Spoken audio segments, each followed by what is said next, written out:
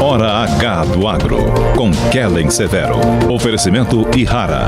Agricultura é a nossa vida. Ihara. Olá, seja muito bem-vindo ao Hora H do Agro, um programa onde discutimos e analisamos os temas que mais importam para o agronegócio brasileiro. Rússia finaliza referendo e Putin anuncia em cerimônia transmitida pela TV a anexação de 4 cidades da Ucrânia ocupadas por tropas russas. Crise energética na Europa. Gasoduto Nord Stream, que liga a Rússia à Alemanha, registra vazamento de gás. Autoridades europeias desconfiam de sabotagem. Banco Mundial corta a projeção de crescimento da China. Pela primeira vez em 30 anos, o país deverá ter um PIB menor que o da Ásia.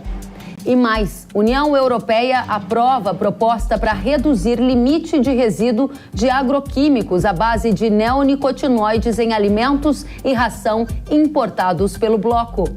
No Brasil, começa a valer a obrigatoriedade de cadastro no IDEAGRO para máquinas agrícolas que forem transitar em vias públicas. Eleições 2022. Brasileiros vão às urnas neste domingo. Disputa é uma das mais concorridas da história. O Hora H do Agro está no ar com tudo isso e muito mais a partir de agora. A guerra na Ucrânia ganhou um novo capítulo nesta semana. Após referendo realizado em cidades ucranianas ocupadas pelas tropas russas, o presidente Vladimir Putin realizou nesta sexta-feira um evento para a anexação de uma região que corresponde a cerca de 15% do território da Ucrânia, aumentando assim a tensão com o Ocidente. O presidente Volodymyr Zelensky o presidente da Ucrânia, afirmou que a Ucrânia está solicitando formalmente a adesão rápida à aliança militar da OTAN. Além disso, disse que Kiev está pronta para conversas com Moscou, mas não com o presidente Vladimir Putin. E é justamente sobre este assunto que nós vamos tratar com o nosso convidado. Vamos receber Marcos Yankee, coordenador do Centro INSPER Global Agro. Seja muito bem-vindo, Yankee, uma satisfação te receber. Olá, Kellen. É um prazer imenso estar com vocês e com todo mundo que está aqui nos assistindo nesses tempos de grande turbulência, né? E turbulência que parece nunca acabar, seja nesse momento na Rússia e na Ucrânia, também lá no entorno da China, muitas questões aí para serem faladas. Muitas questões, e o agro, por ser um dos setores mais internacionalizados da economia brasileira, acaba sendo indireta ou diretamente atingido por toda essa movimentação no tabuleiro da geopolítica mundial. Para começar, Marcos, o tema mais quente é justamente o aumento dessa tensão geopolítica, agora com a cerimônia que foi feita por Putin para anunciar a anexação de cidades da Ucrânia. Na sequência, Zelensky responde dizendo que vai ampliar movimentos em direção à OTAN. Qual é a sua avaliação? Por que isso importa para o agro? O que muda? Por favor. Bom, primeiro acho que é importante dizer que a geopolítica voltou com tudo, né? A gente tinha a impressão ao longo lá do último século que as coisas estavam resolvidas, o movimento de globalização, movimento de paz, democracia, livre comércio, e a coisa se reverteu completamente a partir de 2005, 2006, quando começam a surgir guerras comerciais, como entre os Estados Unidos e a China, e agora uma guerra física no centro da Europa que parece não terminar. É importante a gente colocar que geopolítica, né, é a aplicação da política à geografia consideradas as perspectivas históricas. O que quer dizer isso? É que a geografia volta com força e as perspectivas históricas são muito diferentes, né? A Rússia sempre quis controlar a Ucrânia, né? E agora o que ela faz é anexar um pedaço da Ucrânia como se fosse Rússia, o que vai dar à Rússia o direito de defender esse pedaço, inclusive utilizando armas nucleares, né? Esse que é o grande risco, porque o que a Rússia está dizendo é que um pedaço da Ucrânia hoje é Rússia, a partir lá de um movimento lá de referendo que não foi nada transparente, né? Que é muito criticado por todos. Então, na verdade, é uma escalada de fato, e que mostra que essa guerra está longe de terminar, né? Imaginava-se no começo que seria quase que um passeio para a Rússia entrar na Ucrânia, e na verdade a Ucrânia está resistindo bravamente e agora pede a adesão à OTAN, né? Então, realmente, com uma eventual adesão da Ucrânia à OTAN, que eu não acredito que vai acontecer facilmente, mas a Rússia anexando um pedaço da Ucrânia, a gente tem aí uma salada muito complicada, uma situação muito complicada, que pode marcar aí realmente uma piora das relações internacionais naquela região, assim como também a gente tem visto alguns conflitos na área da China, né? Muito bem, ainda ficando na área ali da Europa, né, com essa questão envolvendo a Ucrânia, a decisão da Rússia de anexar parte do território da Ucrânia, a gente viu, Yankee, todos do agro que nos acompanham e quem também não acompanha o noticiário do agro, uma alta no preço dos alimentos em 2022. Na Bolsa de Chicago, a gente atingiu patamares que foram recordes para grãos. Vai lembrar que esta região leste europeu responde por cerca de 30% das exportações globais de trigo. A Ucrânia é um dos maiores exportadores globais de milho e tudo isso impactou na formação de preços de alimentos ao redor do mundo, gerou também impactos aqui no agro do Brasil. Qual é o impacto mais imediato que você observa dessa escalada na guerra colocada por você e impacto de médio prazo? Muitos da nossa audiência, Yankee, se perguntam sobre uma aproximação da Rússia com a China. Gostaria de ouvir a sua análise sobre o curto e o médio prazo. Bom, primeiro, realmente existe um impacto principalmente na área de grãos, também de óleo de girassol, que eles são muito importantes, né? E, obviamente, isso beneficia o Brasil, que é um grande exportador de soja e de milho. A Ucrânia é hoje o terceiro maior exportador do mundo, né? Então, realmente, existe aí uma grande perspectiva para a gente nessas exportações. Mas o problema é que não é só os grãos que subiram, a gente também percebeu um aumento muito grande dos preços de energia, de fertilizantes, em função dessa guerra. Então, o que a gente percebe é que os preços relativos mudaram, os custos subiram de forma astronômica, né, e não caíram ainda suficientemente. Então, é uma situação de grande tensão, no meu entendimento, que se soma aos problemas anteriores da pandemia, que desarranjou as cadeias de suprimento no mundo, se soma questões importantes de clima pelo mundo afora, perdas de safras, né? A safra chinesa que começou muito mal, problemas na Europa, lá com calor extremo, nos Estados Unidos. Então, essa questão da oferta também está sob grande tensão em função de questões climáticas, e obviamente que tudo isso resultou, principalmente pelo lado da energia, em aumento da inflação global, né? E alguma recessão em diversos países do mundo, né? Talvez até, alguns falam até de uma recessão global, né? Que não está muito clara ainda, mas a verdade é que tudo isso impacta essa realidade. Eu vejo isso, em primeiro lugar, eu acho o seguinte, na medida em que existe uma questão euroasiática séria, né, de geopolítica, seja no entorno da Rússia, nesse resgate que o Putin faz da antiga União Soviética quando ele invade a Ucrânia, né? Então, existe realmente uma tensão que é perda de confiança.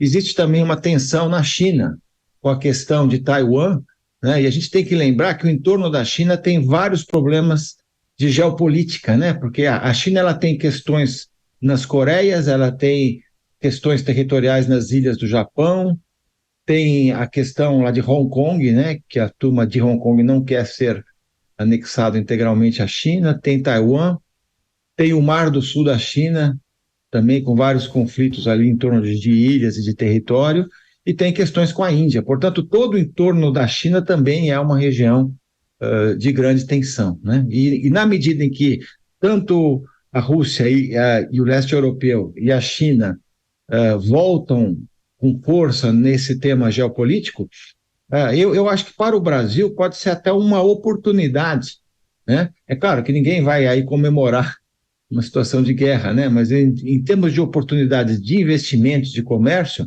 me parece muito claro que o Brasil pode se posicionar como um país que vai ter uma oportunidade de colocação, seja na parte de comércio de alimentos, que é uma demanda clara nesse momento, segurança alimentar voltou à tona nesses 2 últimos anos, mas também de atração de capitais, de investimentos, investimentos em logística e outras coisas que podem acontecer em função de uma região que estava recebendo muito capital, está hoje sob grande tensão, que é o leste europeu, a Rússia e a China. Muito bem, então você elencou aqui benefícios de curto prazo, que acaba, obviamente, ninguém torce por uma guerra, mas a gente está olhando do ponto de vista econômico, comercial, e à medida que as tensões geopolíticas se agravam, há uma necessidade de maior segurança alimentar. O Brasil é um grande produtor de alimentos e tem aí uma oportunidade para o mercado internacional. Isso foi colocado por você como um modelo, né, uma consequência de curto prazo. Além disso, você mencionou as tensões envolvendo Rússia, envolvendo China, e ainda entende que no médio prazo o comércio de alimentos, toda essa questão de investimentos também podem ser positivas para o agro. Eu gostaria de aprofundar um pouco mais o entendimento dessa questão com você, tratando-se justamente da relação China-Rússia e da nossa relação Brasil com essa nova ordem global que se coloca, avançando para mais um tema, Marcos, que nesta semana, outro fato que marcou a atenção foi o dano registrado ali no gasoduto Nord Stream 1 e 2. Inclusive, a gente tem imagens, vou pedir para a produção colocar, imagens que circularam no mundo todo, né, mostrando aquela explosão, o vazamento de gás natural nesse gasoduto da Rússia, que liga a Rússia à Alemanha. A gente está vendo agora a imagem. Esse fato trouxe impactos para transporte marítimo naquela região e, além disso, Yankee, algumas lideranças do Ocidente, como Dinamarca, Suécia, desconfiam de sabotagem, o que aumentou ainda mais as tensões entre a Rússia e o Ocidente. Tem uma questão geográfica envolvendo essa região do gasoduto, tem uma questão energética e tem uma questão de como essas peças do tabuleiro se movem. A gente gostaria de ouvir a sua avaliação sobre isso. Eu acho que tudo isso tem a ver muito com essa tensão que a gente está falando, né? A volta da geopolítica com muita força, principalmente na Eurásia, né?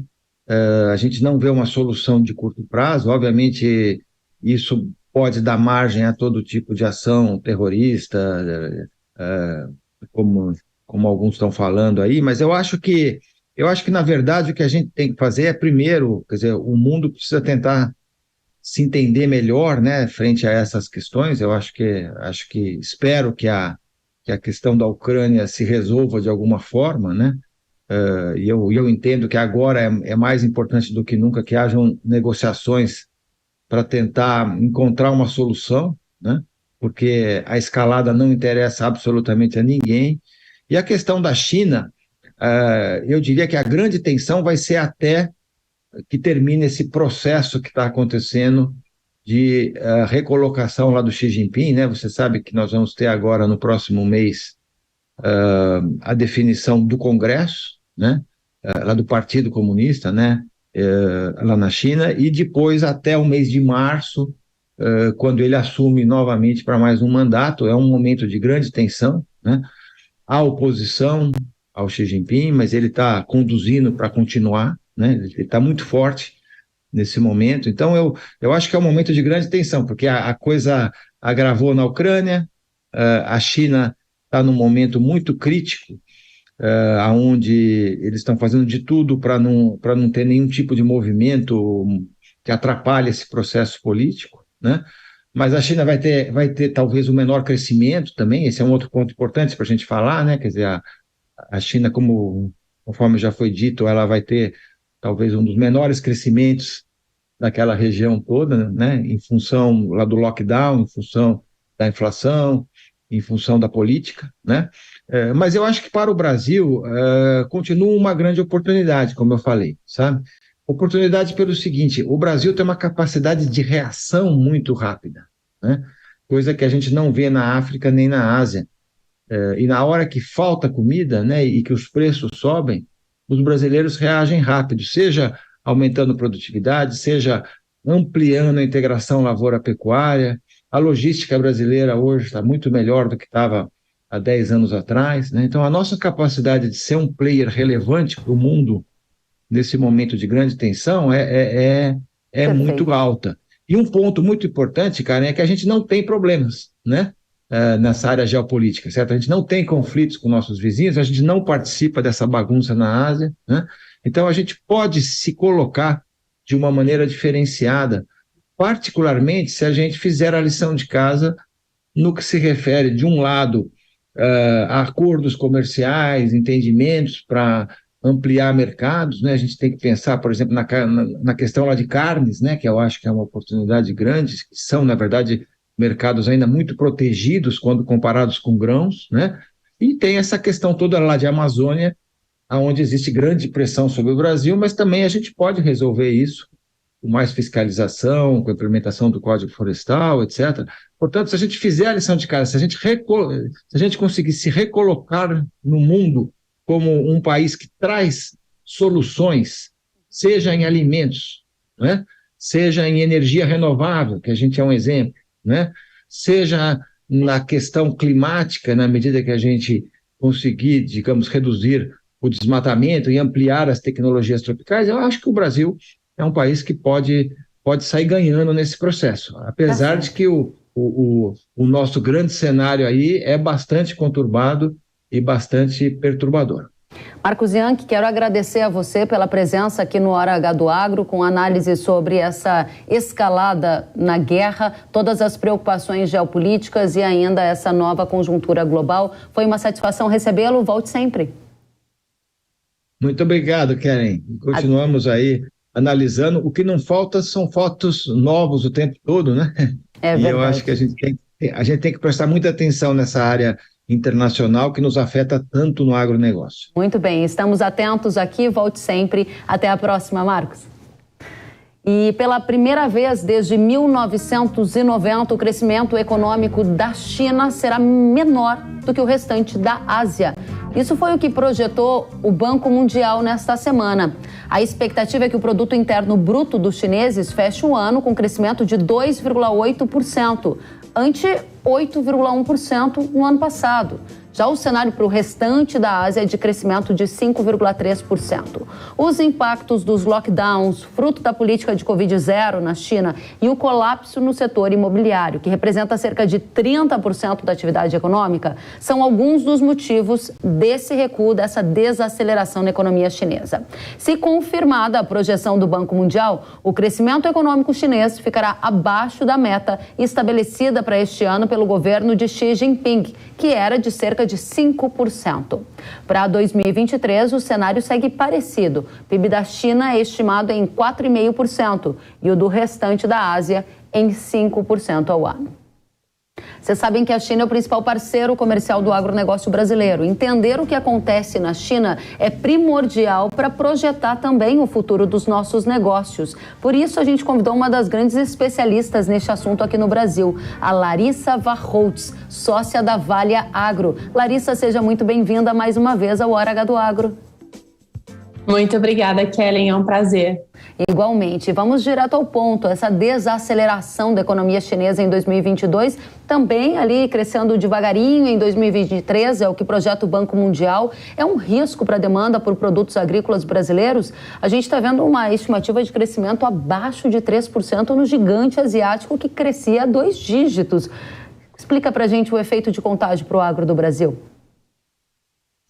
Olha, Kellen, de fato, algum impacto, alguma acomodação, ela pode vir a acontecer, né? Isso vai depender de uma série de fatores, especialmente do tempo que dure a política de Covid-19 na China. A gente sabe que a China está passando por um momento político bastante sensível e tudo isso deve levar a uma continuidade ou uma certa cautela, né, contínua com esse tema da pandemia, pelo menos até o final do primeiro trimestre de 2023. Então, a partir do segundo trimestre, a gente pode esperar um certo alívio, digamos assim, nessa prioridade de contenção da pandemia de Covid-19. Sempre com muita cautela, sempre lembrando que o ditado que reina na China é sempre, né, atravessar o rio sentindo as pedras, né, tudo com muito cuidado, né, sem muito atropelo. Então, a gente não deveria imaginar também que quando chegarmos aí ao segundo trimestre de 2023 que vai haver uma mudança radical de comportamento ou de política, né, mas gradual sim. Então, o efeito total, digamos assim, ele só vai poder ser medido na medida em que a gente consiga estimar, o que agora é um pouco difícil, por quanto tempo a política de contenção da Covid-19 vai vigorar, já que ela é o principal elemento ali que está causando, né, essas restrições de crescimento na China. Mas como você acaba de apontar também, né, as perspectivas para 2023 são já de um incremento, né? Então não é uma situação totalmente normalizada, mas já caminhando para uma normalização. Agora, a gente está num cenário internacional bem complexo, né? Tem várias variáveis aí, agora a gente vai precisar pensar aí a respeito de cada uma delas, né? Para mim, a grande questão é sempre essa de que a China se vê numa situação de construção de parcerias, de relações de confiança no suprimento de produtos agrícolas, né? O Brasil, ao longo desses últimos anos, com todas essas turbulências que a gente viu no mercado internacional, peste suína africana, guerra comercial entre a China e os Estados Unidos, a própria pandemia, agora com a guerra na Ucrânia, né, e esse prosseguimento da guerra, né, que está agora ficando, né, um ambiente ainda mais complexo, em todos esses momentos o Brasil foi aquele parceiro que continuou e aumentou as suas exportações agrícolas para a China. Então, enquanto o ambiente internacional se tornou ainda mais complexo, nós estávamos lá como fornecedores importantes. Eu acho que isso é um elemento definidor, né, dessa nossa relação em termos de comércio, e a gente está exportando, na verdade, itens bastante básicos, né, que são aquele consumo mais básico da proteína animal na China, para fomentar a produção doméstica, na verdade, né, de proteína animal, principalmente suínos e frangos. E isso daí, né, alimento, mesmo numa circunstância aí difícil economicamente, vai ser algo mais resiliente, né, do que outros setores. A gente não está exportando produtos de luxo ou coisas que sejam mais supérfluas, né? Entendo. Então, a resposta que você traz para a nossa audiência é que a desaceleração da economia chinesa não deve ser um fator de grande impacto na pauta exportadora do agro, prioritariamente porque o que a gente exporta para eles, em grande magnitude que impacta no agro, são alimentos. Alimentos como itens básicos, eles são os últimos a serem cortados numa situação econômica mais desfavorável, né? E o segundo aspecto que você coloca é a necessidade da gente entender a curva da adoção da política de Covid-0, que gerou lockdown, que gerou desaceleração e acabou culminando também nesse processo, né? Quero adiantar um pouquinho com vocês, você me corrija se tiver alguma incorreção no que eu tiver dito. Quando o Xi Jinping adota a política de Covid-0, ele faz testagens em massa, lockdowns, e a minha pergunta para você é: que efeito isso traz para a cadeia de distribuição? Afinal de contas, o agro compra muito, desde peças, insumos para a indústria, de defensivos e fertilizantes de lá. Tem algum risco na contramão? Não como nós enviando produtos, mas nós recebendo elementos de lá. O que você acha? De fato, esse é o risco da quebra das cadeias de suprimento, né? Isso impõe mais restrições ao fluxo normal, né, de produção, de compras, de entregas, na medida em que, se você tiver casos de Covid-19 em distritos, cada vez mais eles pensam mais em distritos, em bairros, do que numa movimentação de massa, né? Eles estão tentando ser racionais na política, mas a realidade é que, se você tiver casos em determinadas regiões de cidades que sejam relevantes tanto na produção quanto na logística de exportação de determinados insumos, sim, as cadeias poderão ser afetadas. Mas é, de fato, um cenário que a gente tem dificuldade de estimar, né, em que medida e quais cadeias seriam afetadas, porque depende de onde viriam esses possíveis focos de Covid-19, né? O que nós temos visto é que o foco tem sido cada vez mais em uma abordagem racional. Tem um foco em um determinado local, trata-se aquele foco com o mínimo de lockdown, né? Mínimo do ponto de vista chinês, né? Para a gente pode parecer bastante já, mas com o mínimo de lockdown que seja necessário para controlar aquele possível surto e não deixar que aquilo se espalhe. Então, a gente poderia sim ter ainda consequências nessas cadeias de insumo, tanto em peças, como você falou, em máquinas, né? Mas também nas cadeias do setor de agroquímicos, né? Muito bem, aí a gente vai continuar acompanhando e torcendo sempre que o agro consiga manter essa resiliência que tem apresentado ao longo desses últimos anos conturbados. Tem um outro elemento, Larissa, que está no foco da nossa atenção, que é de 6 de outubro, dia 16 de outubro, quando terá início o Congresso do Partido Comunista Chinês, onde o presidente Xi Jinping deverá conseguir um terceiro mandato consecutivo. Qual deve ser a marca desse novo período, da nova era Xi Jinping, na sua avaliação? Olha, espera-se uma continuação dessas políticas de busca de uma maior igualdade social, digamos assim, né? De políticas em que você consiga incrementar, né, o nível de renda das camadas mais baixas da sociedade, que tem sido, de fato, a política da prosperidade comum, né? Como Xi Jinping a denominou, tem sido uma característica da gestão Xi Jinping, sobretudo ao longo dos últimos anos. Então, isso pode ser continuado, né?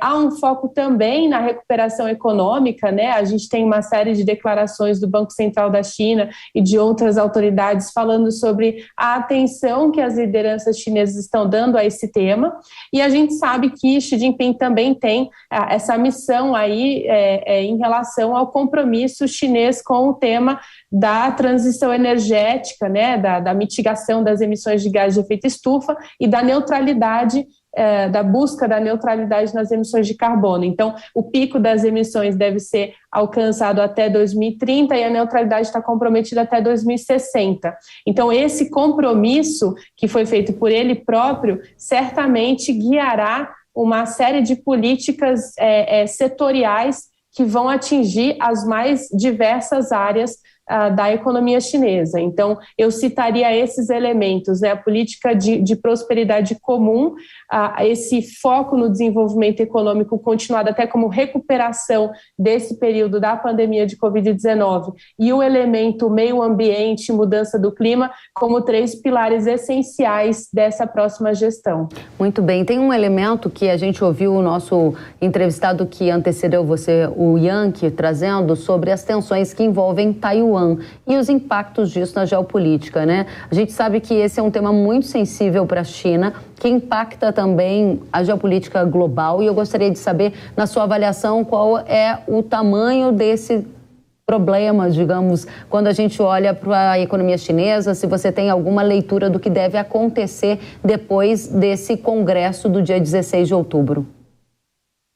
Olha, na minha visão, os chineses farão o possível para evitar qualquer tipo de conflito dessa natureza nesse momento. Na verdade, já é uma relação muito próxima, né, que China e Taiwan têm há bastante tempo. É uma relação conturbada, mas não me parece haver ganhos para a China em tornar o ambiente mais conturbado do que ele já está nesse momento. Eu acho que a tentativa chinesa seria de acalmar um pouco os ânimos em relação aos diferentes elementos geopolíticos que estão ocorrendo nesse momento, né? Eles já estão aí com essa situação da guerra na Ucrânia muito próxima, né? E a Rússia é vizinha da China, eles dividem 4.000 quilômetros de fronteira terrestre.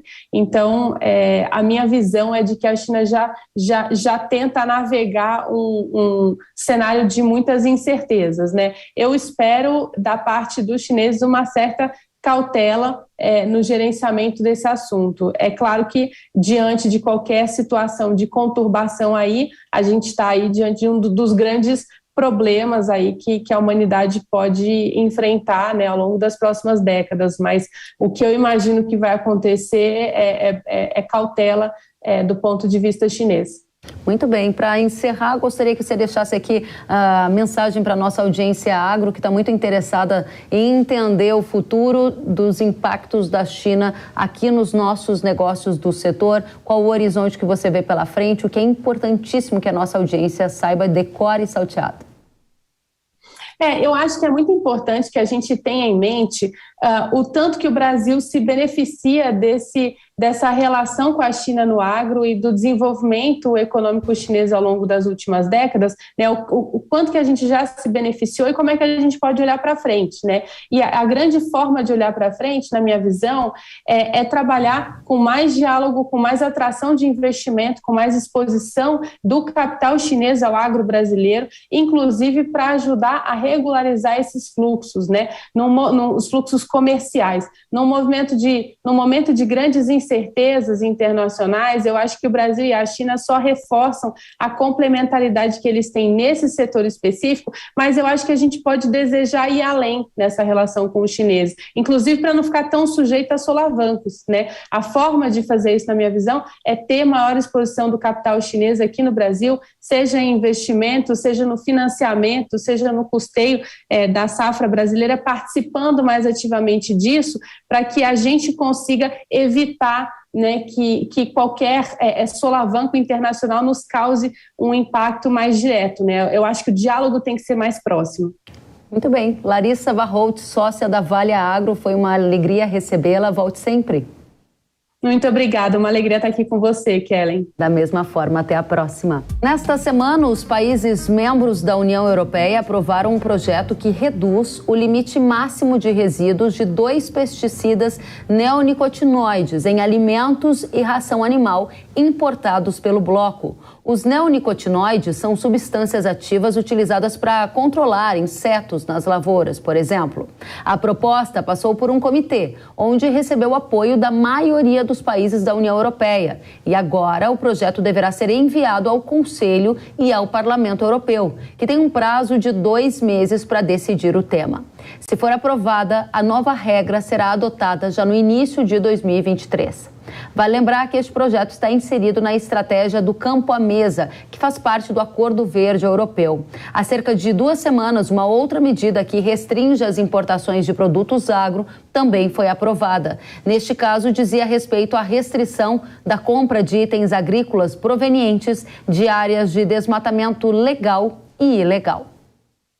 Nós vamos receber o presidente executivo da CropLife Brasil, Christian Lobauer, para os esclarecimentos sobre este tema. Primeiramente, seja muito bem-vindo, Christian.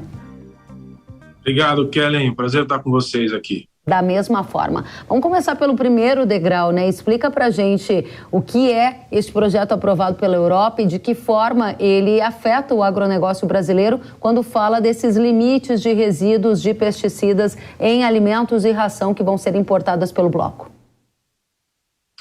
Olha, Kellen, esse tipo de medida não é novidade. A União Europeia, através das suas instituições, principalmente o Parlamento, vem, e depois dessa política que você definiu bem, né, a estratégia Farm to Fork, né,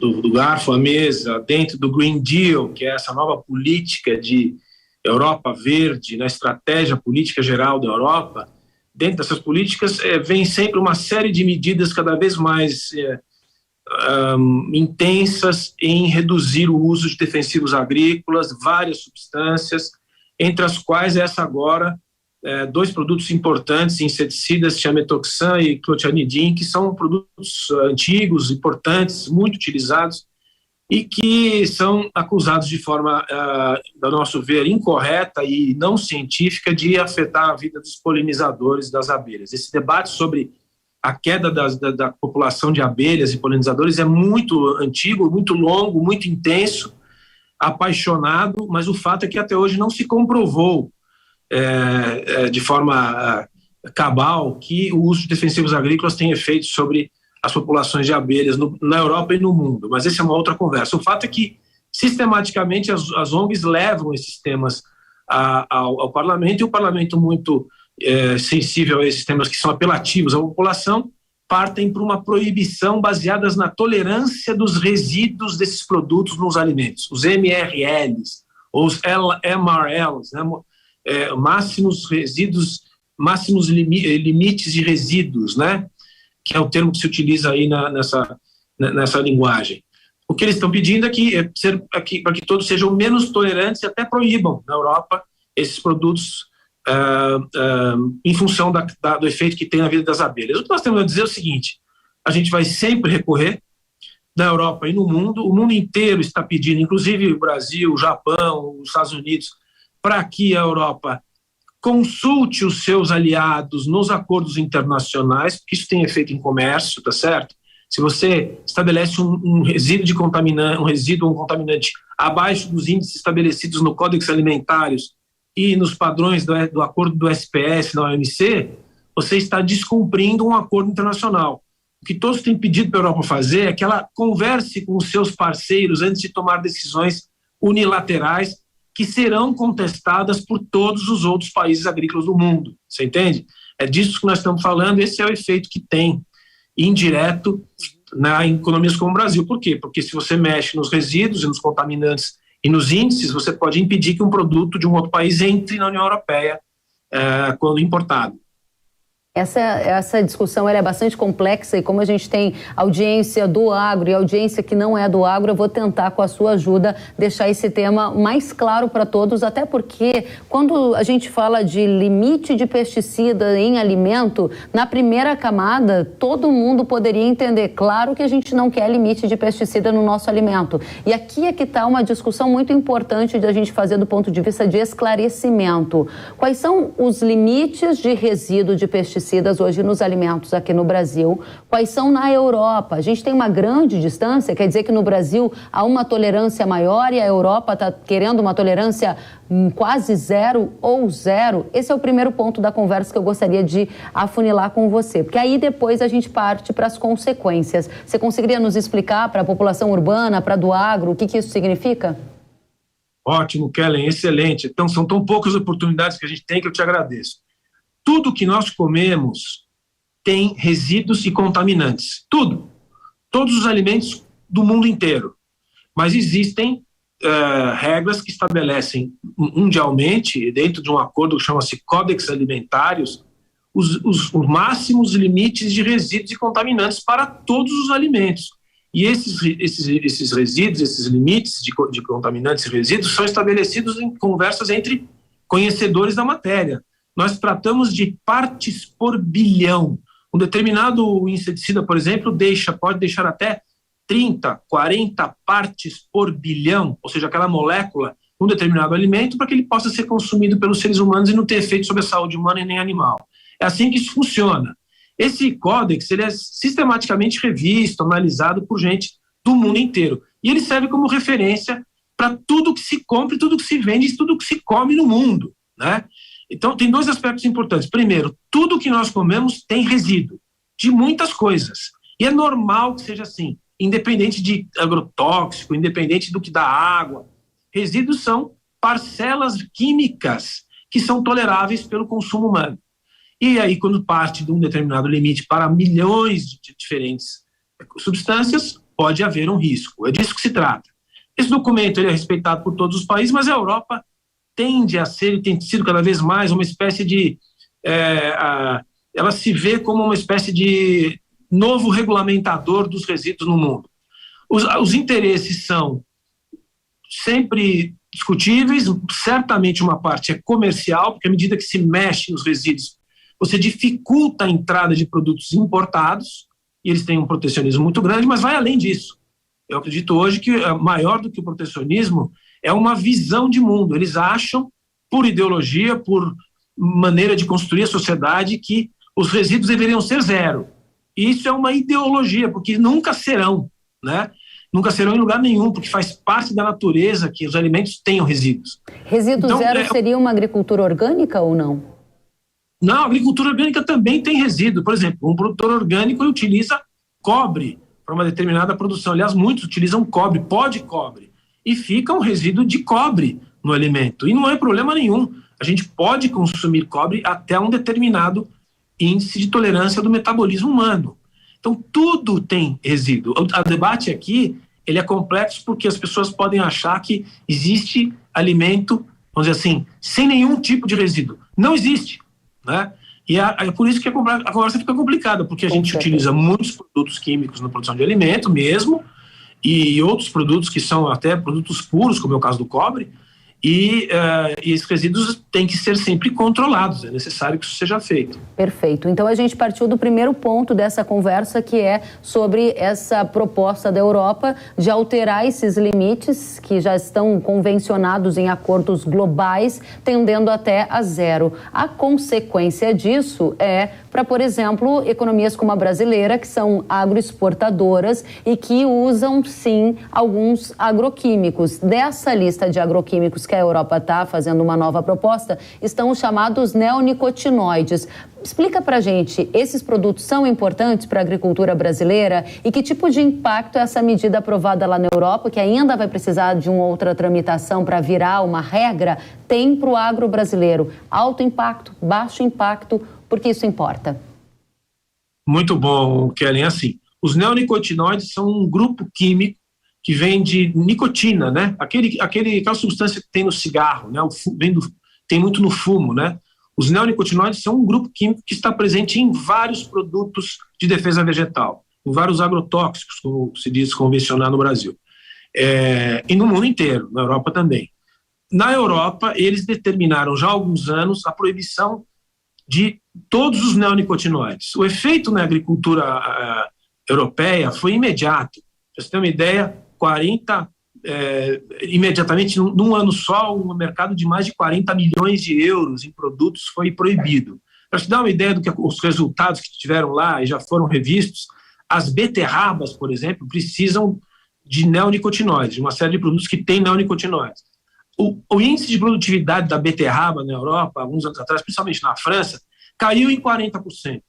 Por quê? Porque proibiram produtos que são utilizados pelo produtor rural, não conseguiram combater uma série de insetos, os insetos devoraram as beterrabas, a produtividade caiu, o preço do açúcar aumentou.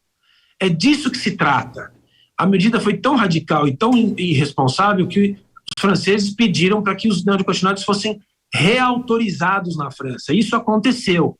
O debate continua na Europa. Agora, essa agenda tem sido exportada para o mundo. Quando você chega no Brasil, o efeito de uma proibição eventual de neonicotinoides, que já é uma agenda que vem sendo ventilada no Brasil, mas tem que passar pela autorização da Anvisa, do IBAMA e do Ministério da Agricultura, isso ainda não aconteceu, espero que não aconteça, teria um efeito sobre o Brasil de mercado num ano de 400 milhões de dólares na produtividade brasileira. Por quê? Porque aqui tem muito mais produção de muito mais produtos que utilizam neonicotinoides. Então, essa é a realidade, é o fato, é o efeito, a consequência, como você colocou, quando a gente entra nessa agenda. Proibir produtos tem efeito sobre produção de comida. Por que proibir produtos? Tem que se basear em algum efeito que tenha sido demonstrado sobre a saúde humana. Não há estudo que comprove efeito sobre a saúde humana desses produtos. E esses produtos todos, e aí eu saio desses neonicotinoides e coloco todos os produtos que estão na agricultura, tem revisões periódicas, como já se faz, de 5 em 5 anos, com novos estudos que são realizados, inclusive pelas indústrias. Isso é uma prática convencional internacional. Produtos são sistematicamente revisados, reavaliados, e muitas vezes são retirados, como são muito velhos, e já há produtos mais novos que têm o mesmo efeito, são retirados do mercado. Essa é uma discussão boa também, porque o Brasil demora tanto tempo para aprovar produto novo, que ele usa, sim, muito produto velho. E os europeus aprovam com mais velocidade. Por isso, proíbem produtos antigos, que ainda não estão, os novos não estão aprovados no Brasil. E esse debate confunde as pessoas. E muita gente de má fé diz, olha, muitos produtos estão aprovados no Brasil, não são aprovados na Europa. Lógico que não, porque nós não aprovamos os novos ainda. E os europeus já não utilizam mais os registros velhos. Isso nunca é explicado só em programas como o seu, que dá o espaço de a gente explicar as coisas. Então, é só por isso que a gente usa produto mais antigo, e mesmo assim são todos produtos seguros, porque se não fossem, não estariam no campo. Muito bem, agora para a gente ampliar essa conversa que é super interessante para a nossa audiência, você está falando sobre os efeitos, você falou em 400 milhões de dólares em perda de produtividade anual estimada com a proibição de algum produto específico. Eu só queria arredondar essa informação porque eu fiquei com dúvida. Qual é a questão que gera esse impacto econômico? Se nós no Brasil proibíssemos o uso de neonicotinoides, como os europeus fizeram, esse seria o efeito para o Brasil. O que eu quero dizer é, isso não foi feito, acho que não será feito, e nós lutaremos para que não seja feito. Mas se a gente fizer o que tem sido um pouco, né, a história recente, a gente importa agendas europeias e começa a debater elas aqui sem ter nenhuma necessidade de fazê-lo. Isso seria um impacto na produção brasileira e na exportação brasileira de alimentos, muito maior do que no da Europa, entende? É uma decisão necessária e irresponsável, cujos efeitos serão muito piores para a nossa agricultura do que para a deles. Muito bem colocado. Aí uma dúvida que veio da nossa audiência, Christian, é assim, o uso de defensivos com neonicotinoides pode ser restringido por causa disso? Você acabou de dar uma pincelada nessa resposta, mas eu gostaria de ir um pouco além, porque a gente pode não ter uma restrição aqui no Brasil, mas quando a gente exporta produtos para um cliente que está dizendo que não aceita comprar alimentos que tenham uso dessa substância, no final das contas gera um efeito de mudança nas nossas cadeias. E aí, objetivamente, para todo mundo que usa neonicotinoide e que nos assiste, está se perguntando, tá, mas e aí, o que eu tenho que fazer? Eu tenho que parar de usar? Eu vou precisar me adequar? É muita gente que usa esse produto, não é? Exatamente isso. Ainda não, porque a decisão não foi consolidada na Europa na maneira como está aqui no regulamento aqui na minha frente, aqui o número 306, enfim, ele ainda tem que ser regulamentado para importações. As decisões para o mercado interno já foram tomadas algumas vezes. Vários produtos neonicotinoides já estão proibidos na Europa, com exceção de alguns que foram reavaliados e recolocados no mercado, como o caso da beterraba que eu contei. Mas, para efeito internacional, ainda não aconteceu. Pode acontecer, e é o que a gente luta para que não aconteça. Porque qual é a consequência disso? Produtos brasileiros, açúcar, café, soja, milho, que utilizarem neonicotinoides e tiverem índices acima daqueles que forem regulamentados pelos europeus, abaixo do Códex, o que seria em tese o que vai acontecer, não poderiam entrar naquele mercado. Então a gente teria que ou não usar mais, ou usar muito menos e ter efeitos na nossa produção, ou não exportar mais para a Europa. Você tem uma ideia, o caso do carbendazim, que apareceu na imprensa recentemente, aconteceu isso. O Brasil vai deixar de usar carbendazim porque outros mercados não aceitam mais a presença desse produto na exportação. Por exemplo, o suco de laranja. Então, o Brasil não vai usar mais carbendazim e acabou de proibir o uso. Tem um phasing out em andamento. Em alguns meses, o Brasil vai deixar de usar carbendazim. É um produto muito antigo. Sim. Não há ainda muitos produtos substitutos, mas essa é uma realidade. Isso já acontece com outros produtos. Agora, voltando para açúcar, café, soja, milho e outros produtos que são exportados para a Europa, vamos colocar aqui então para a conclusão da nossa conversa. Essa é uma prerrogativa que pode ser adotada pela Europa, ou seja, diminuir o limite de resíduos de neonicotinoides e gerar um efeito colateral nessas cadeias. Essa decisão deve ser tomada ao longo dos próximos meses e os efeitos esperados ficariam a partir do próximo ano. Aí quem quiser continuar exportando para a Europa, lembrando que, por exemplo, café, a Europa é um dos nossos principais clientes, teria algum tipo de efeito. Antes disso, você disse que estão tomando as medidas. Tem como postergar, não adotar essa medida ou não, dado que a Europa decidir, os mercados vão ter que se adaptar e a partir de 23 isso pode ser uma realidade, Christian? Tem, e é o que o Brasil certamente fará com outros países, que é o quê? Se eles tomarem essa decisão unilateral, que tem efeito em comércio, abre-se um painel imediatamente na Organização Mundial do Comércio, porque é um desrespeito a uma regra, a um compromisso assinado de forma combinada com toda a comunidade internacional. Agora, esses painéis, Christian, desculpa eu te interromper, mas esses painéis, eles costumam seguir uma velocidade que é bastante diferente da velocidade em que o mundo acontece, o comércio acontece. Então, abriria-se um painel, mas a tomada de decisão, a discussão pode se arrastar por anos e aqui na vida real, colocando entre aspas, a gente teria já a obrigatoriedade de não usar mais o produto? Pode acontecer. Depende de como andar o processo e da decisão que a União Europeia tomar. Mas você tem razão. Pode acontecer da União Europeia adotar a medida e disputar no painel a sua posição e, enquanto isso, os produtos não seriam autorizados a entrar. Eu vou lhe dizer por que eu acho que eles não têm coragem de fazer isso, não teriam coragem. Porque o efeito sobre o comércio vai ser tão grande, né? O impacto dos preços dos alimentos na Europa, que já não está fácil, vai ser tão grande que provavelmente eles fariam alguma medida intermediária, mas realmente pode acontecer deles fecharem o mercado e partirem para um contencioso que pode levar 1, 2, 3, alguns anos. Sim. É meio que curioso, para usar essa palavra, que a gente esteja aqui discutindo hoje uma escalada da guerra e, ao mesmo tempo, o avanço de pautas com essa característica que tem como uma consequência, no final, a elevação do preço do alimento na Europa ou até uma restrição de oferta. Parece, no mínimo, curioso, né, Christian? Você colocou bem, é mais do que curioso, é quase surreal você observar o quadro atual da política europeia. Nós estamos falando de inflação de alimentos de 10%, já na Alemanha mais de 10%, estamos falando de preço de energia, em alguns casos aumentando 1000%, a proximidade de um inverno, que vai ser um inverno rigoroso, com uso de energia que vai ter que ser cadenciado e reduzido, e estamos falando de um ambiente de imigração em função da guerra, de mais de 3 milhões de novos imigrantes. Estamos falando de um conflito que tem efeito sobre o preço dos alimentos nos vizinhos, e a pauta europeia continua essa de Green Deal e Farm to Fork como se nada tivesse acontecendo.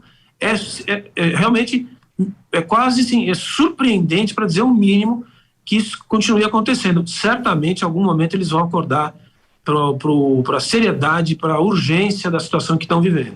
Christian Lobauer, presidente executivo da CropLife Brasil, agradecemos demais pelo profundo nível das explicações que você trouxe para a audiência do agro, para a audiência urbana aqui da Jovem Pan. Fica o convite para você voltar mais vezes. Obrigado, Kellen. Sempre que vocês precisarem, estamos à disposição. Da mesma forma. Até a próxima.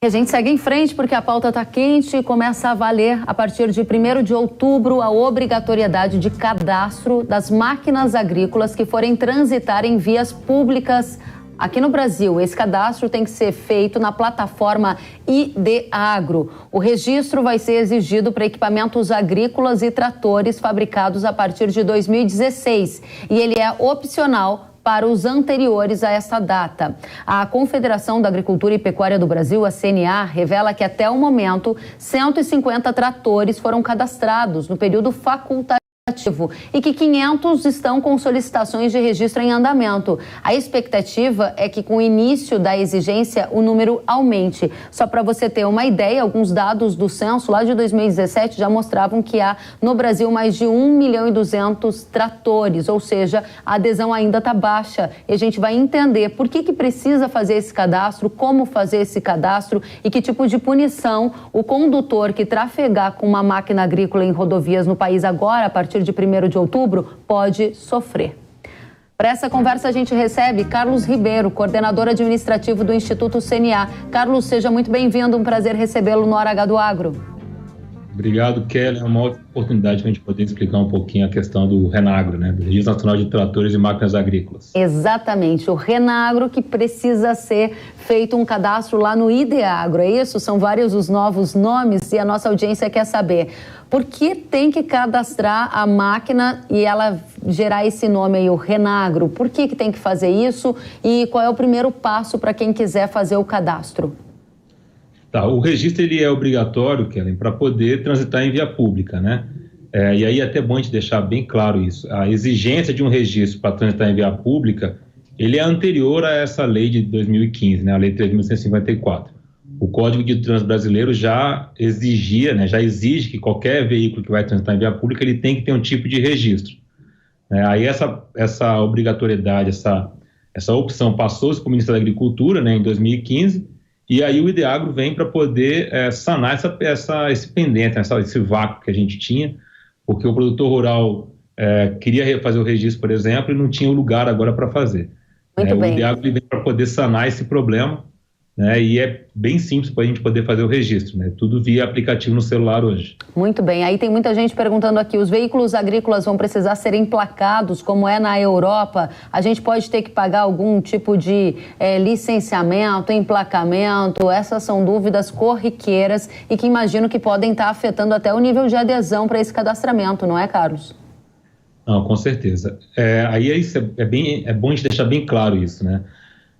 Não vai ter emplacamento, nem licenciamento, nem cobrança de PVA e nem a cobrança pelo próprio registro, né? A Lei 3.154, de 2015, ela traz isso bem claro, né? Que não pode ter nenhum tipo de cobrança para o registro de tratores e máquinas agrícolas. Então, isso o produtor rural pode ficar bem tranquilo, tá? Porque essa migração do Denatran para o Ministério da Agricultura foi justamente para poder garantir, trazer maiores garantias ao proprietário de uma máquina agrícola, né, de que ele não vai ter cobrança de nenhum tipo de taxação no futuro. Muito bem, essa é uma questão que importa muito. A outra que o pessoal tem me questionado, eu estou aqui com perguntas da audiência, e se eu não fizer o registro no IDEAGRO para gerar esse Renagro, eu posso sofrer algum tipo de sanção se eu estou trafegando sem esse cadastro? O que vai acontecer? Então, qualquer veículo que estiver transitando em via pública sem um registro, né, válido pelo governo federal, né, ele pode sofrer uma sanção, sim, desde multa, pena administrativa. O que a gente vem recebendo comunicados, principalmente do Ministério da Agricultura e de algumas fabricantes de tratores, que o que acontece é o recolhimento dessa máquina para um pátio de um Detran ou de uma Polícia Rodoviária Federal, né, que geralmente são os órgãos que fiscalizam o trânsito. Então, o usual é a máquina ser recolhida ao pátio, e aí o produtor tem que ir lá no pátio do Departamento de Trânsito, né, comprovar a propriedade daquele equipamento para poder liberar o equipamento. Então, muito tem todo bem. esse transtorno que pode ser causado se você transitar sem um registro do seu veículo. Isso vai valer a partir de 1º de outubro, ou seja, se a partir agora de 1º de outubro algum condutor trafegar com a máquina agrícola, ele for fiscalizado, ele pode ter a máquina retida, ou por conta do baixo nível de adesão ao cadastramento vai ser estendido o prazo, Carlos?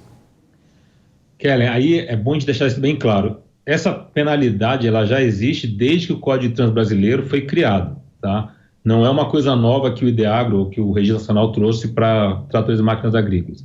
O que o Renagro traz, né, é justamente uma opção para o produtor rural poder se registrar de forma fácil e sem custo. E aí esse prazo que passa a valer a partir de amanhã é, na verdade, um prazo para valer o documento do Renagro, né? Então, se o produtor fizer seu cadastro hoje no IDEAGRO, imprimir o documento que equivale ao Renavan, né, que é o nosso Renagro, e ele apresentar para um órgão de fiscalização, aquele documento tem uma validade, né, de registro para ele poder transitar em via pública. E aí só mais uma ressalva é que não basta ter só o documento, né? A máquina tem que ter as dimensões adequadas para transitar em via pública, né? O Renagro, ele não dá uma habilitação para o produtor poder entrar, por exemplo, com uma colheitadeira numa rodovia, né, que não tem as dimensões adequadas para transitar em via pública. Muito bem, Carlos, quero te agradecer pelos esclarecimentos e fazer aqui o convite para que, surgindo mais dúvidas, você retorne, porque esse assunto importa demais para a nossa audiência. Até a próxima. Muito obrigado, Kellen. Eu estou à disposição de vocês aqui. Qualquer dúvida, é só entrar em contato conosco através do nosso site, que é o ideagro.com.br. Muito obrigada a você. A gente vai contatá-lo sim, se houverem dúvidas.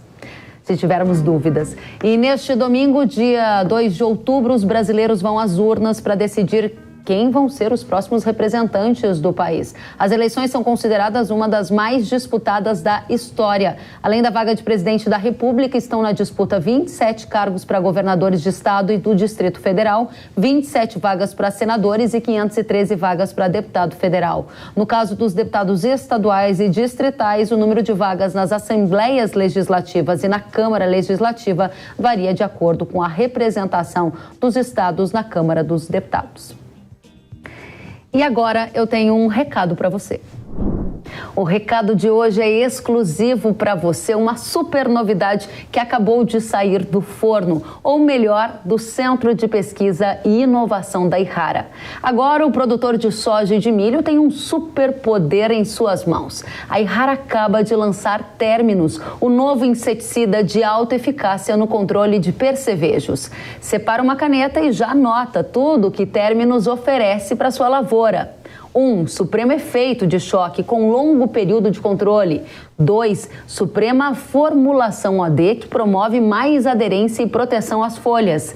3. Uma suprema sinergia dos ingredientes ativos que aumenta e muito a sua eficácia.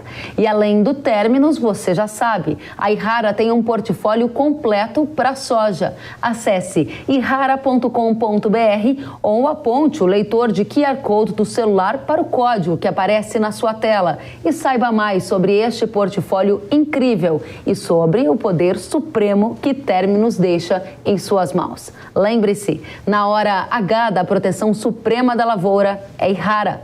Pode confiar. Muito bem, e o Hora H do Agro de hoje fica por aqui. Nós nos vemos na próxima semana. Até lá, tchau, tchau.